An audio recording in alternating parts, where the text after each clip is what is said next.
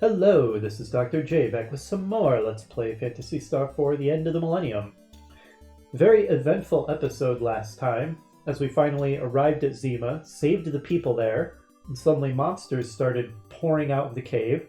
So we entered it, found a high-tech, ancient installation, fought our way inside, rescued Professor Holt once again, were introduced to hot little item Rika, a clone, or not clone exactly, an improvement, a 1,000-year improvement on genetic material from Ney of Phantasy Star 2. And we have been informed that the automated systems are running out of control, churning out monsters, destroying the ecology that they were meant to maintain. And so we are going to have to rescue a control android named Demi from the hands of the nefarious Zio, who is holding her in his castle called Zio's Fort. I think that pretty much summarizes everything. Let's go ahead and take a look at our newest party member then. So here is Rika. She is just level 1, but because of her Newman, I believe Newman is the name of this species of basically genetically enhanced humans with cat ears, that because of her superior Newman biology, she has a really low growth curve, which means that she's going to gain levels very quickly. And in addition to that, besides just being adorable, Rika is also a really good character because she's extremely versatile. She is a very competent physical attacker, and she gets a variety of useful spells. Rika is just all around fantastic, but obviously she needs some levels, for sure. As for her age, let's just pretend we didn't see that and not contemplate the uncomfortable implications thereof, shall we? Okay then. We'll go ahead and keep her in the back for now until she gains some levels and therefore some hit points. Again, I'm not actually sure if having people in the front makes the enemy more likely to target them, but it seems like that might be the case. Before we move on to the next story location, I'm going to wander around and do just a small amount of grinding. Not a lot, but just gain a few levels for Rika. Ooh, mini worms. I don't think we've encountered these yet, have we? Alright, so I don't think we need to bust out with anything too fancy for these. We'll go ahead and have Han cast Watt so he can do something more useful than just his pathetic physical attack.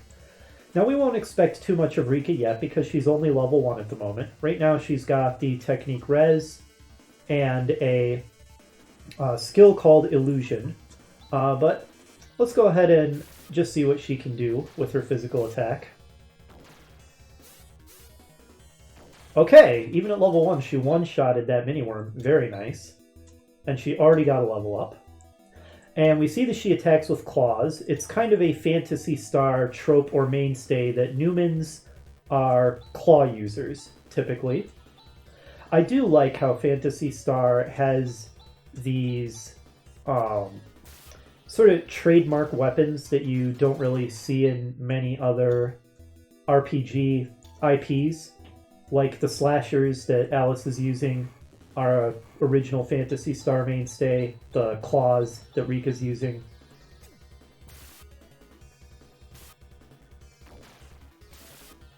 Wow, even Han got off a decent hit.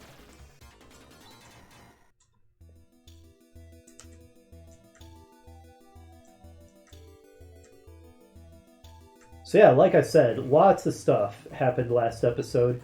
You might almost say it's where the plot of the game really gets going, where the game really starts to become awesome. Up until now, the sci-fi element has really only been hinted at, and it's had sort of a Rika gained another level already. It's had more of a quasi-traditional fantasy feel. I mean, not exactly traditional fantasy, but, you know, definitely more of a fantasy feel. Sort of a post-apocalyptic wasteland type setting. The last episode is we entered the bioplant and just had all that really flagrantly sci-fi stuff just rammed into our face, the sci-fi element of the series finally has really come to the fore. And we're really starting to see the Phantasy Star flavor come out. It is really a very distinctive RPG franchise. There's nothing else quite like it. After the original 4 Phantasy Star games, Sega took the franchise in a very different direction, with Phantasy Star Online basically turning it into an MMO. And I don't at all hate the online Phantasy Star games. They're fine. But they don't feel that much like the original 4 games. They don't really reference any of the events. You could easily say that they just take place in a completely different alternate universe. Very easily you could say that, because there's so little reference to the originals. They basically just use, a general sci-fi flavor, a vaguely Phantasy Star kind of flavor. They do use a lot of the techniques and weapons and monsters from the original Phantasy Star games. So it's not that they don't have any kind of Phantasy Star feel at all, but it's just not the same at all, having a plot-thin MMO versus what was always intended to be more of a single-player experience where you could gain another level already. Like I said, quick XP curve, those superior Newman genetics. And now she gains the skill Double Slash, which is kind of like Chaz's Crosscut. It is an effective single-target physical attack.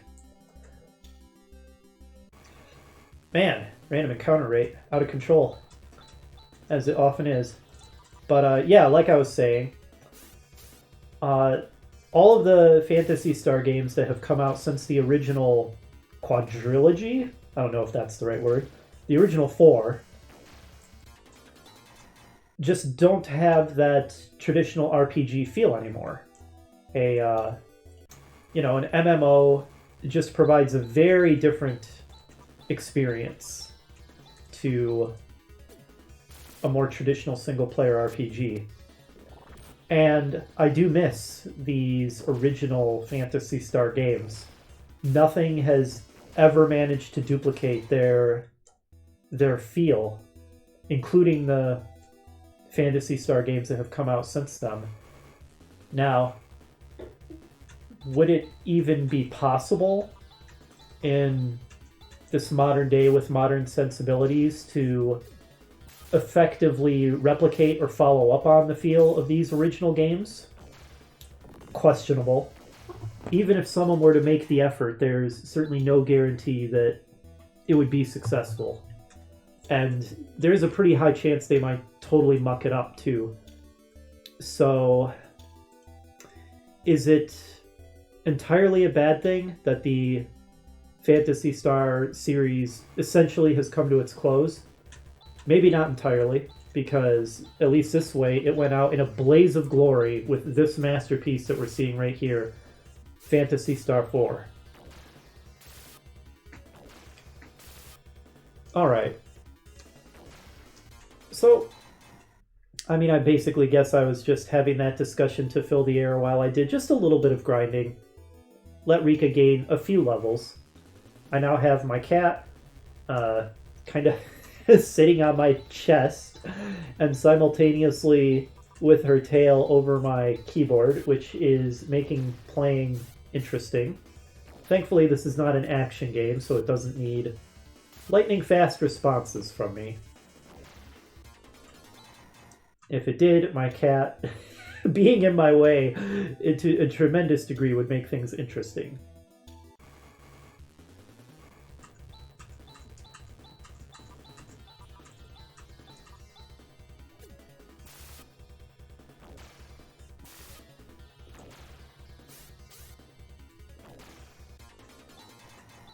Rika gained another level, quickly catching up to the party.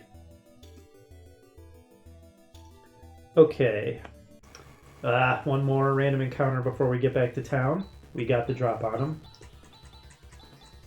I don't know why I've been selectively targeting enemies with all the single target attacks. Your characters will automatically retarget if their original target is dead, so it's completely unnecessary. A 1-round victory, very good. Okay, so Rika's technique points are not automatically filled as she gains levels, so let's go ahead and just rest up real quick, and then we can begin proceeding to the next part of the game. If you hear any construction type sounds in the background, hopefully they're very faint. There is some work that I'm having done on my property, is what that's all about, if the microphone picks any of that up at all. Hopefully it won't pick up too much, it's not that loud. Alright, so the bridge that was out earlier as a plot contrivance to prevent us from exploring too far afield has now been fixed, allowing us to proceed onward to the next part of the continent. Infant worms. Okay, so these are presumably stronger than the little worms that we were fighting on the south side of the bridge, since they're a palette swap.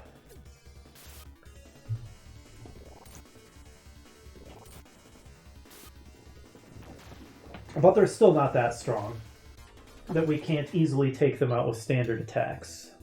Actually, let me go ahead and move Rika up in the party order. I think she's already strong enough that that'll be fine. Alice, Grizz, Chaz. Okay, we'll just put her in front of Han. That'll do. Oh my, this town isn't looking great, is it? We sure have been encountering a lot of destroyed towns, haven't we? I think the number of destroyed towns, either equals or exceeds the number of intact towns we've run into. Motavia is really in a bad way. This is the town of Nelia.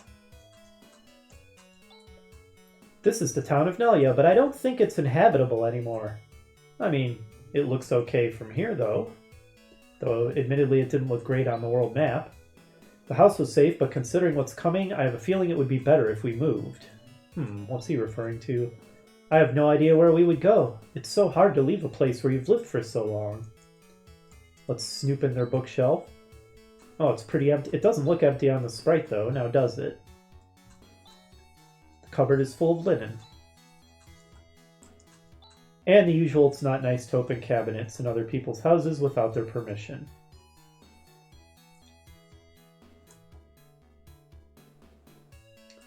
Anything going on at the inn?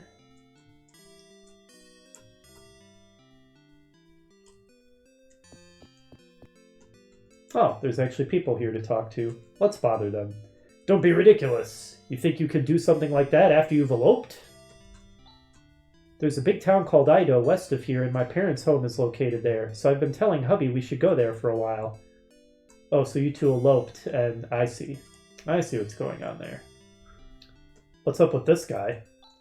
Just leave me alone. Ha. Okay, will do. Bye.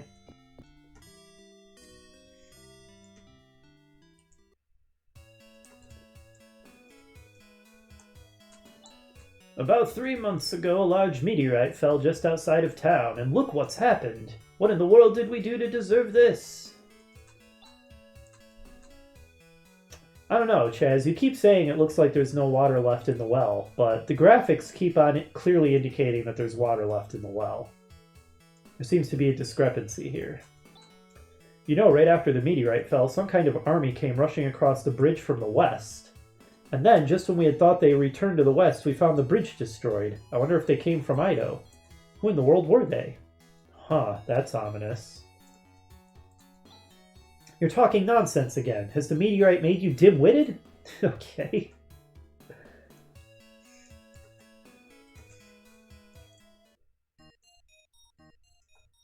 What's going on in here? Oh, it's the tool store. Anything good? We don't need the telepipe or escapipe anymore as long as we remember to leave Chaz enough TP to cast those teleport spells. It might not hurt to get a couple monomates. They're so cheap, why not? And as we've seen, we can take a beating going through the dungeons, so it doesn't hurt to have at least a few healing items on hand. Monomates are going to become obsolete at some point, but then we have dimates and trimates coming down the pipe. This town may be doomed.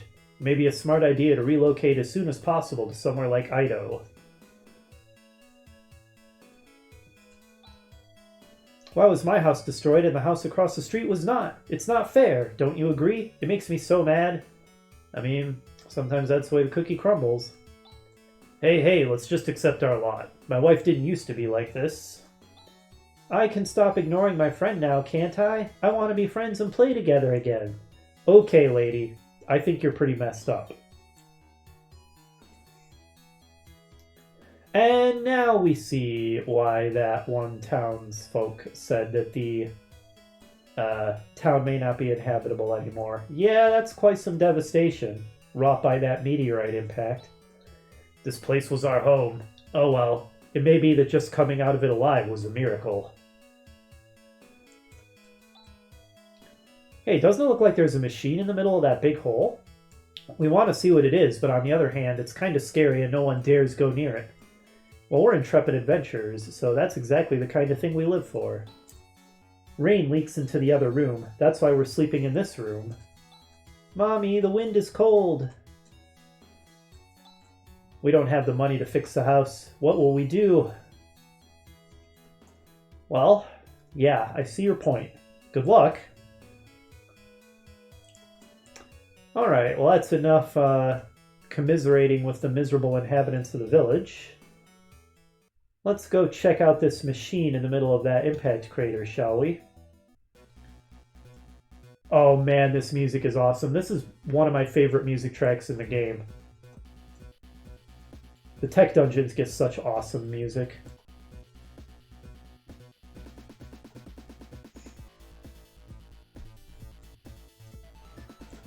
You would think we could walk across those areas of destroyed floor easily enough, but the game does not let us, actually. Whistles, eh? Well, let's see how tough these things are.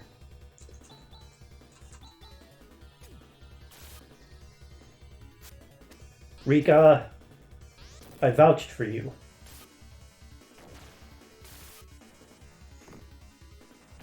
Not that tough.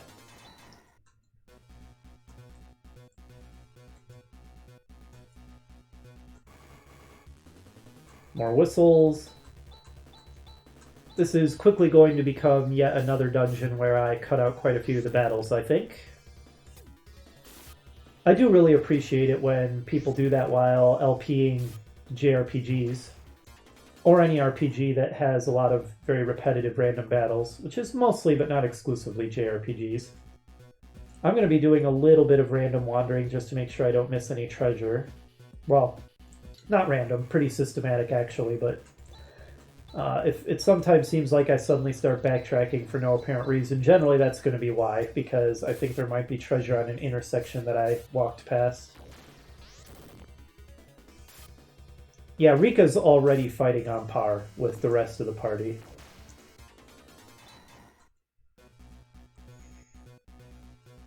Okay, I guess I didn't miss anything.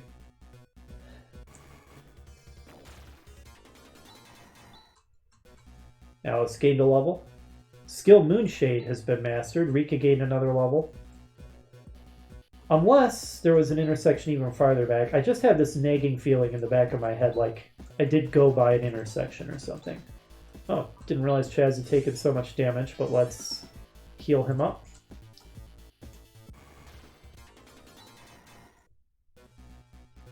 Now one might question the practicality of Rika's outfit. Okay, no, I really didn't miss anything. One may question the practicality of Rika's outfit doing battle in essentially a leotard. I mean, she kind of sort of has some armor, but quite a bit of her is rather exposed. But you know what? Let's not question it. Let's just be okay with it. Ooh. Laser eyes right to the face.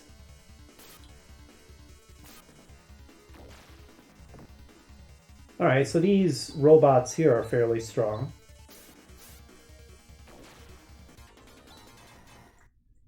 Well, we bought those monomates and they were dirt cheap. Let's make use of them, shall we?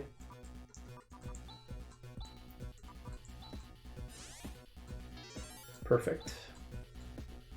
Keep our party at fairly high levels of health. Okay. So... I'm quickly getting the feeling the other way leads to optional treasure.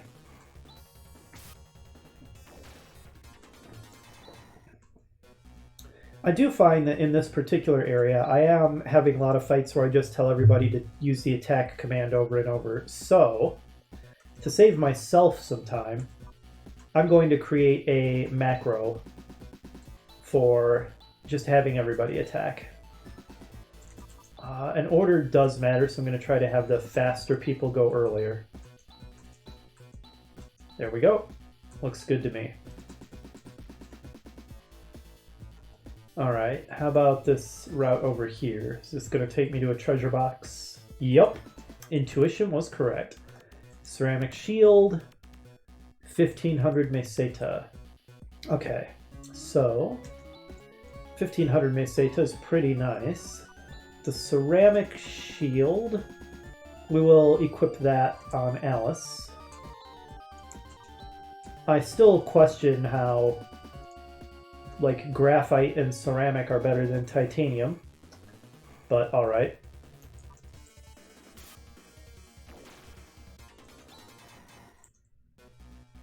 We're generally having a pretty easy time with the enemies in here. Okay, so... it's been a fairly linear area so far, except for that one side trek into that area with some treasure boxes.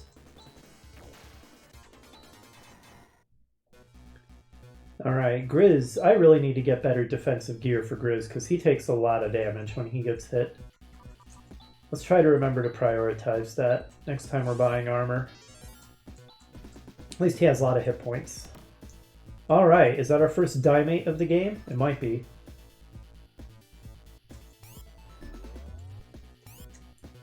Another giant technological abyss.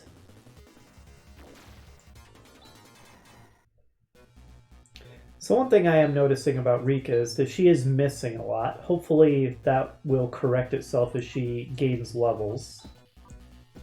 She just needs to get her eye in.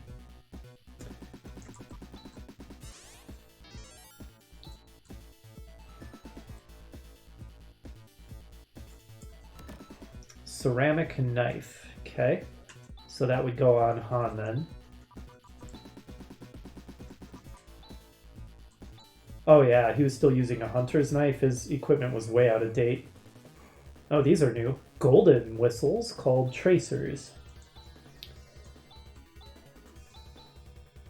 I'll even have Han cast Wat on you. How about that?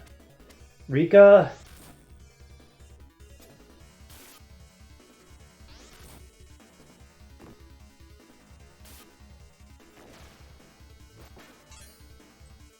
oh geez, okay. Wat doesn't do much to them, it seems. Why am I not using the macro I set up when I just want everybody to attack? I was in the previous couple fights. Alright, Grizz gained a level. Rika gained another level. I think I've used all my monomates, right? Let's have Han start pumping out some reses then. Oof. It's definitely getting to the point where we're going to start needing better healing stuff, but fortunately we're now starting to get better healing stuff right when we need it, almost as though the game was balanced. Level for Chaz. Ah, geez. These mazes. Okay, so that's going to proceed to the next part of the level then.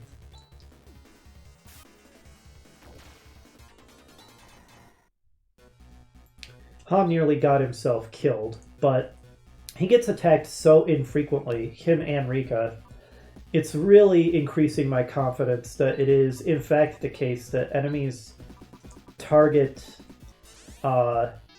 your characters in descending order of likelihood, starting with whoever's first in the party order, which is a nice feature. Okay, so... oh, 3 Warrens. I think up until now we've only fought 2 at a time, so let's go ahead and actually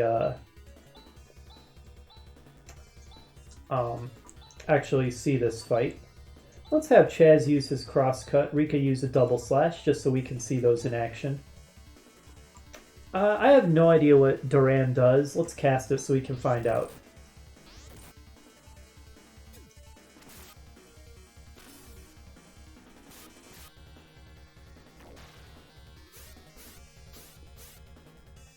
Very nice. Okay, no clue what that did. The game gave me no indication.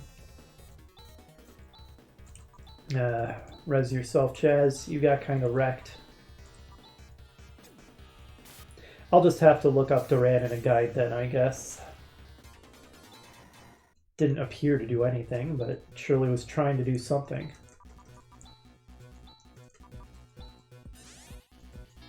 Alright, I think that'll do for now. Okay, so we're right back to here. Alright, I don't think I missed anything in this little area then.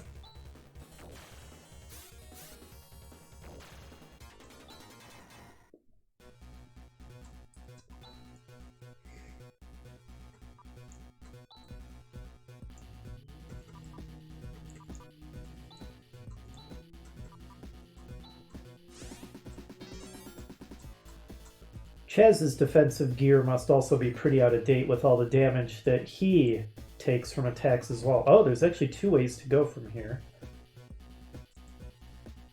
Alright, I picked correctly. Ceramic Mail. So who does that go on? Can Grizz wear it? If so, he can. And yeah, he really gets wrecked when he takes it, so we'll give it to him. You may have noticed there haven't been many boss battles so far. There was that first boss battle against Iglanova in the basement of the university right at the beginning of the game. Has there even been one since then? I mean, I guess there was the follow-up battle with Iglanova at Zima, but it hardly counted as a boss battle by that point. Oh great, we got ambushed.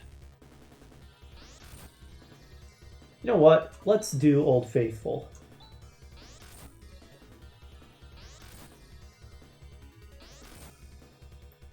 Tri-Blaster! Wrecked. Still a useful combo attack even now. Technique Vol has been mastered. Okay. Cool. Ooh, we have a lot of healing we need to do.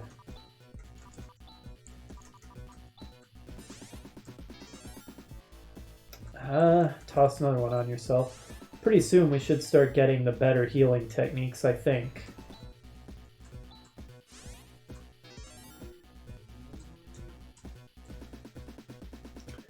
But yeah, so far, very few boss battles.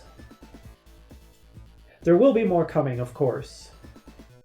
Alright, looks like we have reached the core of this facility. There are lights flashing. I know what it is. Move over, Chaz. Wow, pretty impressive. It's a pretty hard security code to break, but... There! Yeah, so hard that you broke it in about 10 seconds, I am not convinced.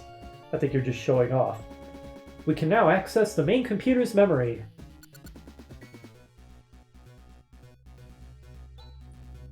What's this? So as you viewers probably realize, this is of course a reference to Phantasy Star 3, where that took place on a colony ship, exactly like this one.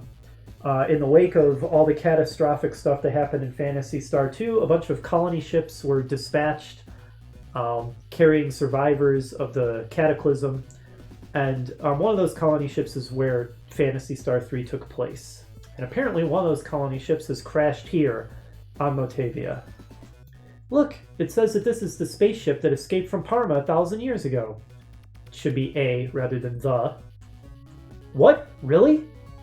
But Parma exploded 1,000 years ago? Oh, you know about that? Yes, I learned about it at the Academy. Parma, the first planet of the Algo solar system, was destroyed in AW 1284 when the artificial satellite, Gyra, crashed into it. Now, how an artificial satellite manages to completely blow a planet apart into 1,000 pieces, I don't know. Either that was one flippin' huge satellite, or it had some kind of unbelievably destructive reactor on board that exploded when it hit the planet, which would seem like poor design if that were the case. Today, the only vestige of Parma is the asteroid belt. But there were people that were able to escape. According to the records, just before the explosion, some people were able to escape. This spaceship was damaged and became trapped in orbit around Motavia. They floated around in space until all the humans aboard died, but the computer was able to sustain itself with its self-repairing mechanisms. They all died? According to the flight chart, the orbit slowly decayed over the last 1,000 years. The ship finally crashed here. Then, that means all the Parmanians perished? Wait, this is not the only ship that escaped from Parma. It seems that other similar ships were able to escape successfully. Most of them landed either in Motavia or Desolus, but it looks like some of them went right out of the Algo solar system. I can't get an accurate number, but it looks like some tens of ships. So they're still continuing their flight, somewhere in the universe. Interesting stuff indeed. Alright, I don't want to take the long way back out of here, so Chaz, you know what to do. Somehow the body has become lighter. Alright, so that's completely optional. Just a fun little side quest into get some gear, some experience, and have a fun little reference to Phantasy Star 3. So we'll go ahead and rest up.